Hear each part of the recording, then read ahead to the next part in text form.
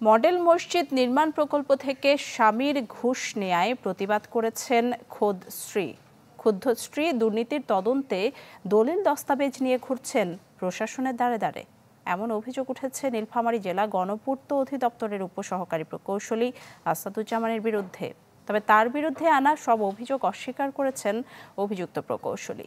শফিকুল ইসলাম সবুজের রিপোর্ট। রেজওয়ানা হাসনাত খুশবু মডেল মসজিদ প্রকল্পের দুর্নীতির অভিযোগ নিয়ে এসেছেন সচিবালয়ে খোদ তার স্বামীর বিরুদ্ধে, যিনি কর্মরত নীলফামারী জেলায় গণপূর্ত বিভাগের উপসহকারী প্রকৌশলী হিসেবে। স্ত্রী খুশবুর অভিযোগ, স্বামীর অবৈধ আয়ের প্রতিবাদ করায় চালানো হয় নির্যাতন। আগে থেকেই চাইতাম না যে আমার স্বামী এরকম একটা পবিত্র স্থান থেকে ঘুষ নেয়। আমি তাকে নানাভাবে আগে থেকে মানা দেওয়ার চেষ্টা করতাম, নিষেধ করতাম। তো আমি যখন নিষেধ করতাম সে আমাকে অনেক মারধর করতো, আমার উপর শারীরিক মানসিক নির্যাতন করতো। আশরাফুজ্জামানের বিরুদ্ধে স্ত্রীর অভিযোগ, 2 বছর আগে ছেলের নামের সাথে মিল রেখে আব্দুর রাফি ট্রেডার্স নামে একটি গুদামঘর নির্মাণ করেন তার স্বামী। পরের বছর 1100 মণ ভুট্টা কিনে গুদামজাত করা হয় সেখানে। তা এখনও বিক্রি না হলেও ওই প্রতিষ্ঠানের নামে থাকা ব্যাংক হিসাবে চলতি বছর প্রথম 5 মাসে মিলে 34,87,000 টাকা ডিপোজিট এবং 33,46,00,000 টাকা উত্তোলনের তথ্য। এছাড়া এবছর মার্চে এফডিআর ক্লোজড বাবদ 19,97,000 টাকা জমা হয়েছে।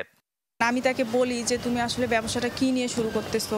সে আমাকে বলে যে অনেক ধরনের লেনদেন হয়, একটা প্রতিষ্ঠান থাকলে তো সমস্যা নাই, দেখানো যায়। আমি তখন কমপ্লেন দিতে পারতাম, কিন্তু করি নাই, কারণ আমি ভাবছিলাম যে তখন অবশ্য আমি প্রেগনেন্ট ছিলাম। ভাবছিলাম যে হয়তো বা সন্তান হওয়ার পর সে পরিবর্তন হবে, কিন্তু দিনে দিনে দেখি যে সন্তান হওয়ার পরেও সে পরিবর্তন হয় না। এ বিষয়ে অভিযুক্ত প্রকৌশলীর দাবি, অভিযোগকারী তার সাবেক স্ত্রী বিপদে ফেলার জন্যই সত্য গোপন করে গণমাধ্যমে এমন খবর দিচ্ছেন। উনি আমার ওয়াইফ না, উনি আমার সাবেক স্ত্রী।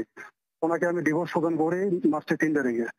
আর আমার বিরুদ্ধে মামলা করে নারী শিশু নির্যাতন মামলা, সেটা হচ্ছে মে মাসের 7 তারিখে। যে মামলা আমি বিজ্ঞ আদালত থেকে জামিনপ্রাপ্ত হই, এবং জামিনপ্রাপ্ত হওয়ার পর থেকে আমার উপর আরো ক্ষুব্ধ হয়ে যায়। আমাকে হত্যার হুমকি থেকে শুরু করে কোনো কিছু হুমকি আমাকে বাদ দেয়নি, যেটা আমি একটা সাধারণ ডায়েরি করে রাখছি নীলফামারী সদর থানায়।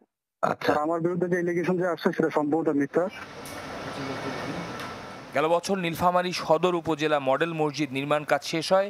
অভিযোগ রয়েছে ঠিকাদারদের কাছ থেকে সে সময় বিপুল ঘুষ নিয়েছেন গণপূর্ত বিভাগের উপসহকারী প্রকৌশলী আশরাফুজ্জামান। শফিকুল ইসলাম সবুজ, চ্যানেল 24, ঢাকা।